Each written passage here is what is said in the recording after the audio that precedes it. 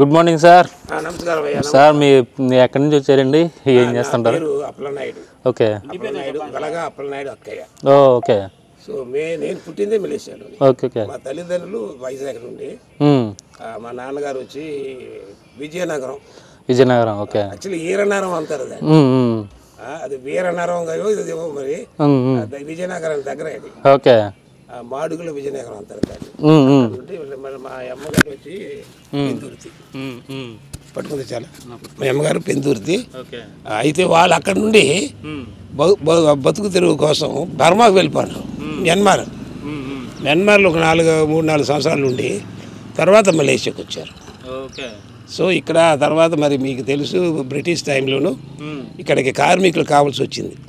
అందువల్ల ఆంధ్ర నుండి తెలుగు వాళ్ళు చాలామంది ఈ తోటలో పనిచేయడానికి వచ్చారనమాట. అంతే రబ్బరు కొబ్బరి తోటలు అంట. ఆ తర్వాత మరి బ్రిటిష్ వారు వాళ్ళకి కావాల్సిన కొన్ని సదుపాయాలు వసతులు చేసి పెట్టినందువల్ల ఇక్కడే స్థిరపడిపోయారు. అప్పుడు మేమంతా ఇక్కడ పుట్టాం.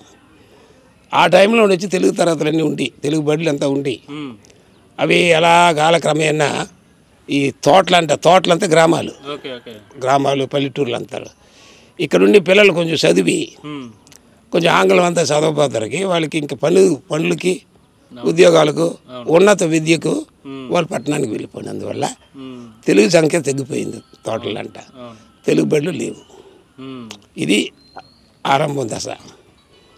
ఆ తెలుగు బడులు తగ్గిపోయి తెలుగు బడులు లేని కారణం చేత తెలుగు మరుగైపోద్ది అన్న ఉద్దేశంలో మరి తమిళస్ ఎక్కువ ఇక్కడ ఉన్నందువల్ల వాళ్ళు కొంచెం రాజకీయంగా వాళ్ళకి కొంచెం అక్కడ పట్టు ఉంది.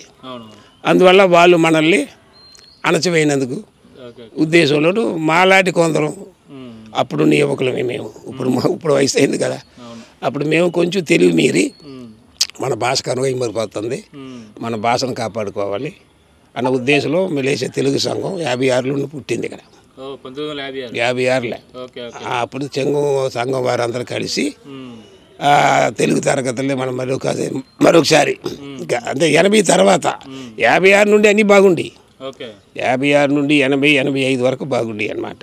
అప్పుడు దాకా తరగతులన్నీ ఉండి ఆ 86 తర్వాత ఈ తగ్గుముఖం అవగానే అప్పుడు మన మలేషియా తెలుగు సంఘం అయినా చేసింది మన తెలుగుని కాపాడుకోవాలని మన అప్పుడున్న ప్రైమ్ మినిస్టరు ఆయన పేరు వచ్చి నజీబ్ గారు, తున్ అబ్దుల్ నజీబ్ గారు.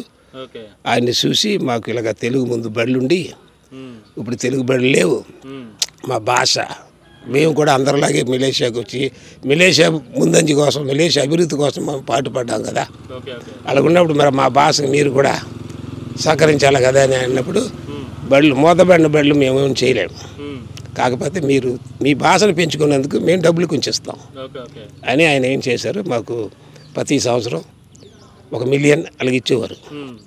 అది దాన్ని పెట్టి మేమేం చేసాము, ఈ శనివారం ఆదివారం సెలవుల్లోనూ మళ్ళీ బడి సెలవుల్లోనూ తరగతులు అక్కడక్కడ పెట్టేవాళ్ళు అనమాట.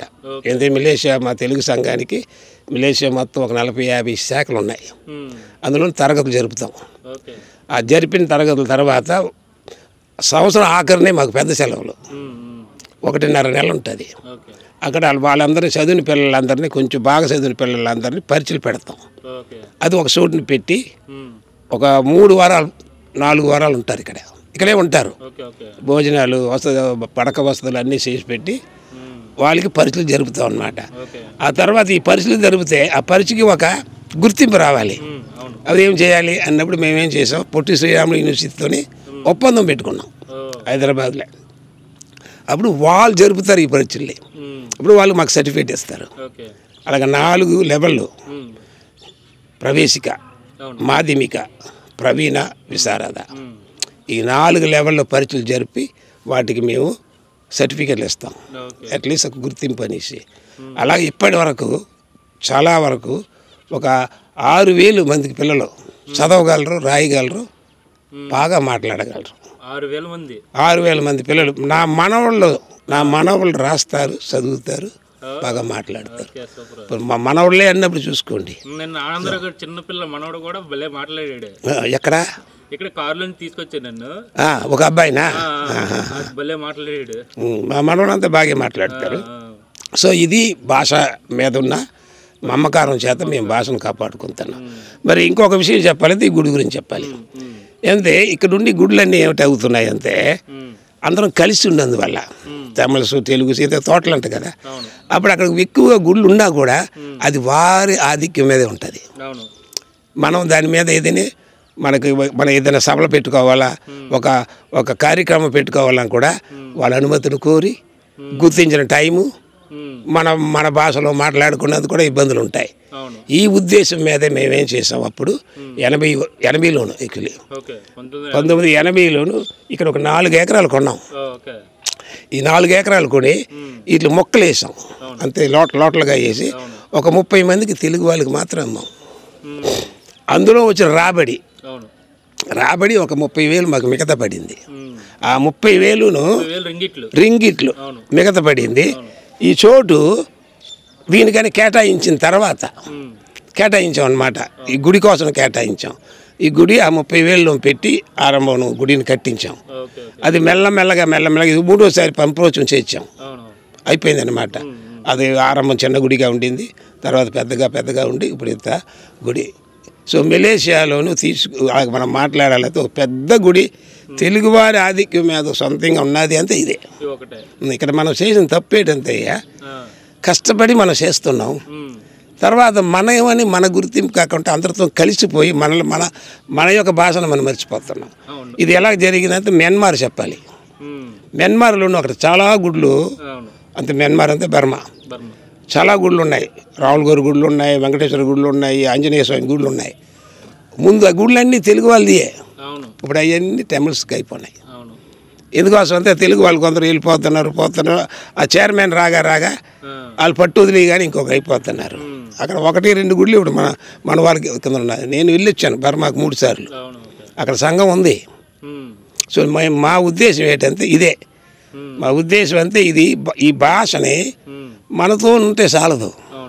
మనం తక్కిన దేశాలు ఎక్కడెక్కడ తెలుగు వాళ్ళు ఉన్నారో వాళ్ళందరికీ మనం స్ఫూర్తినిచ్చి ఈ భాష పైన ఇంకా కొంచెం మమకారాన్ని పెంచుకొని ఆ భాషను బాగా కాపాడుకుంటే ఏమంటే మనం తెలుగు వాళ్ళుగా పుట్టినప్పుడు ఆ భాషను మనం కాపాడు మన ధర్మం.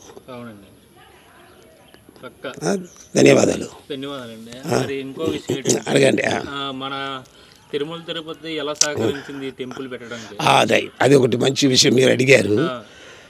ఈ గుడిని ఆరంభం కట్టించినప్పుడే కూడా మనం తిరుపతికి రాసాం. తిరుపతికి ఉత్తరం రాస్తే ఆరంభంలో పెద్దగా స్పందన లేదు. ఆ తర్వాత ఒకసారి అప్పుడు ఆయన పేరు కరుణాకర్ రెడ్డి, భూమా కరుణాకర్ రెడ్డి చైర్మన్గా ఉండేవారు. అప్పుడు ఒక గ్రూపు మలేషియాకి వచ్చింది. అంతకుముందే మేము ఉత్తరం రాసాం. ఆయన ఇక్కడ వచ్చిన తర్వాత ఆయన కలిసి సార్ మళ్ళీ ఉత్తరం రాసాము, మాకు మరి జరిగిన జవాబు రాలేదని. అప్పుడు సరే నేను చూస్తాను అన్నారు. తర్వాత ఏంటైంది, ఆయన సింగపూర్కి వచ్చారు. సింగపూర్ ఇప్పుడు అప్పారావు ఉన్నారు కదా, ఆయనతో నాతో వచ్చారు సింగపూర్కి. ఆయనకి వెంకటేశ్వర ఒక ఆయన ఉన్నారు, కోలాలంపూర్లో ఉన్నారు. మేము అందరం అక్కడికి వెళ్ళి ఆయనకి ఇక్కడ రాసిన మెమరాండం చూపించగానే అవును నేను కూడా చూశాను, చెప్పాను నేటి చేశాడు. మెమరాండం ఉత్తరంలో ఒక సంతకం పెట్టేశాడు, మీరు తిరుపతికి రండి, మీరు తిరుపతికి వస్తే నేను మాట్లాడతాను. మా తిరుపతికి వెళ్ళాం. వెళ్ళి ఆయన మీట్ అయిన తర్వాత కలిసిన తర్వాత ఆయన అక్కడ ఉన్న పెద్దల కాడ చెప్పి ఇది అప్రూవ్ చేసినారు.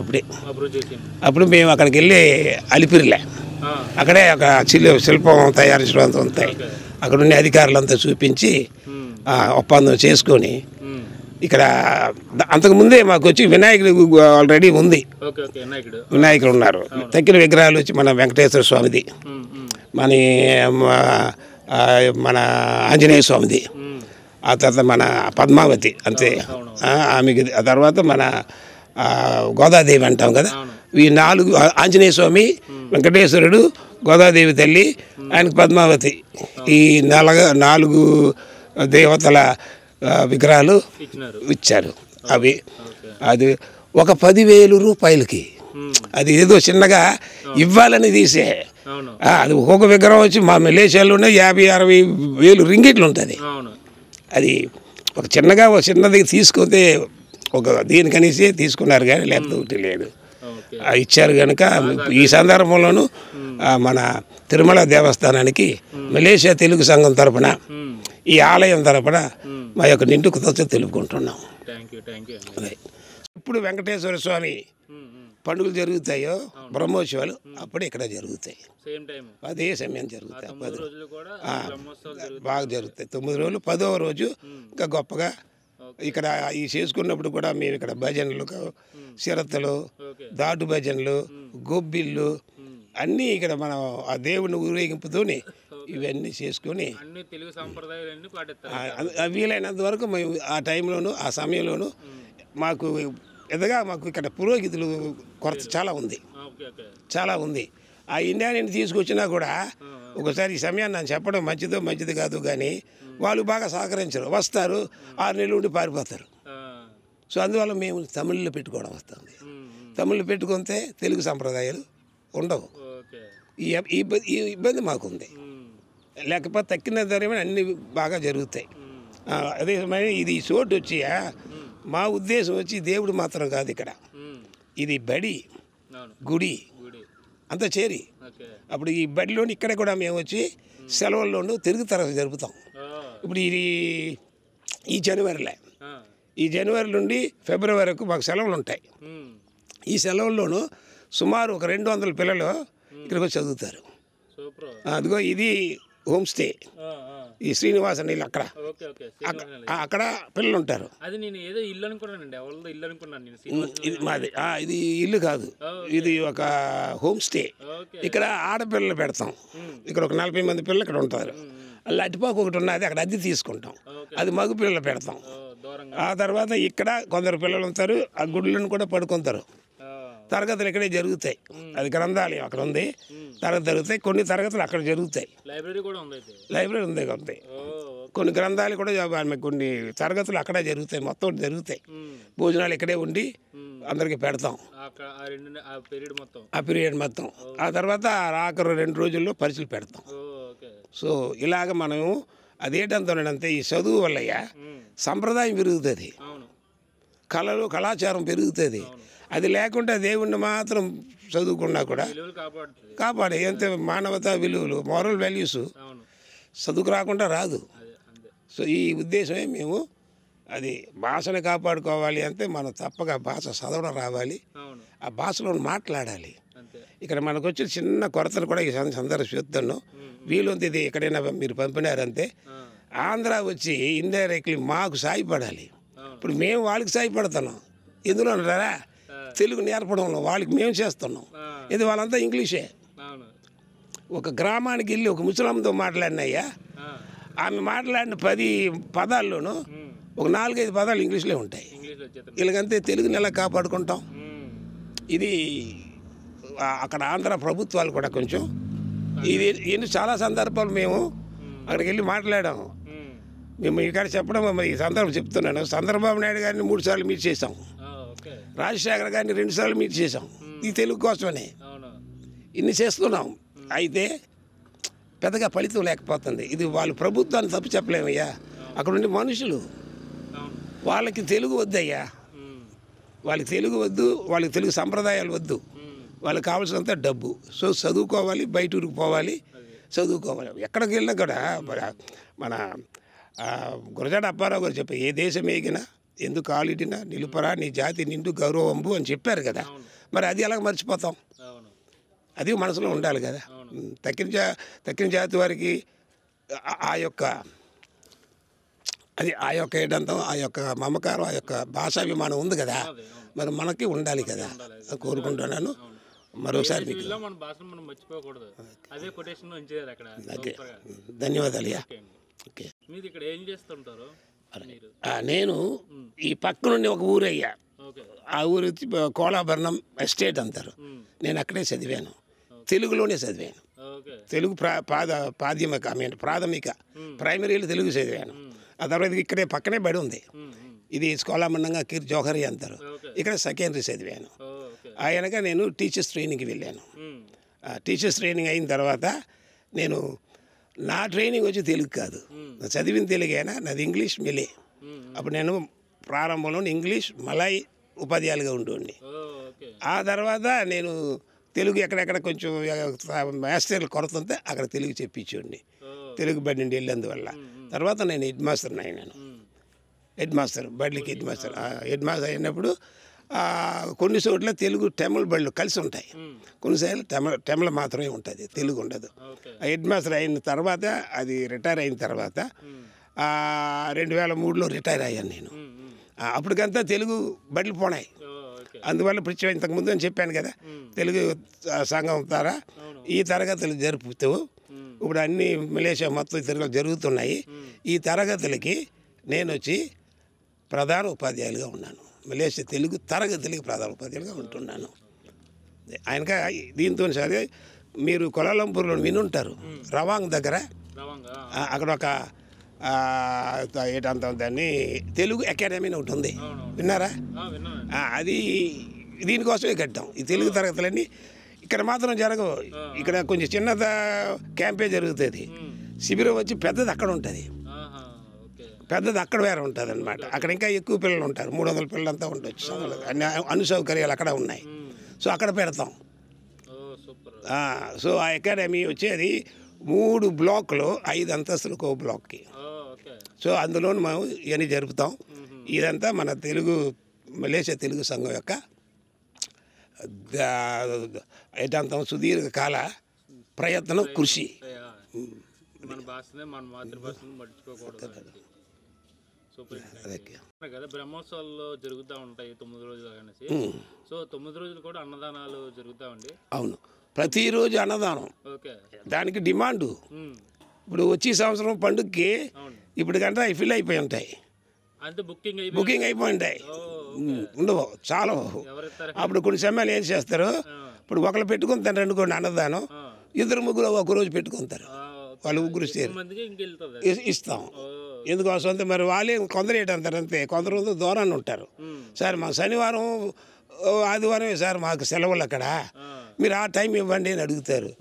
అంతకుముందు అవి బుక్ అయిపోయినా ఎక్కడికి తెలగ ఇవ్వడం అన్నప్పుడు ఏదో చెప్పడంతా అప్పుడు 2-3 పెట్టుకోండి అని ఉంటాం. తగ్గిన వారిది అయితే బాగా జరుగుతాయి.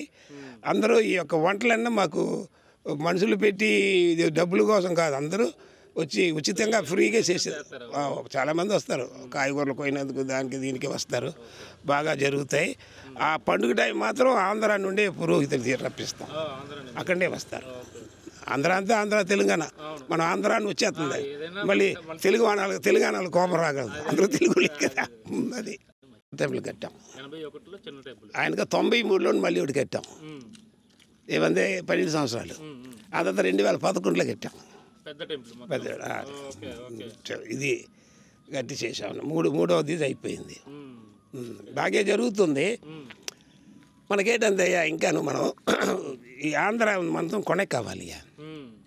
అది అవుతేనే మేము తెలిసింది ఇంకా సాధించగలం, చాలా కావాలి. ఇప్పుడు చాలా ఎదురు చూస్తున్నాం. ఈ చంద్రబాబు నాయుడు గారికి ఆయనకి ఉంది ఎంత, ఆయన మా మీట్ చేసినప్పుడు ఆయన చేయనందుకు అంతా వచ్చారు. మాకు 25 లక్షలు కూడా ఆయన అప్రూవ్ చేశారు అప్పుడు ఇవ్వనందుకు రూపాయలు. అందులోకి మారిపోయింది గవర్నమెంట్ 2004లో మారిపోగానే మరి ఆయన వచ్చారు రాజశేఖర్, ఆయన ఒకటి చేయలేదు. మరి ఇంకా ఆ తర్వాత మళ్ళీ పోయిన 5 సంవత్సరాలు ఆయన ఉండేవారు. అయితే అప్పుడు మళ్ళీ ఆంధ్ర సెపరేట్ అయిపోయి ఆయన ఇబ్బందులు ఆయనకి పాపం, కొత్తగా వచ్చిన దేశాన్ని బాగా చేయాలి. అందువల్ల ఆయన ఇప్పుడు మనం ఇబ్బంది పెట్టడం, తొందర చేయడం మంచిది కాదని వాళ్ళకున్నాం. అందులో మళ్ళీ మారిపోయి ఇంకొకటి వచ్చి ఆయనకు ఇప్పుడు మేము ఆయన కలుస్తాం, మన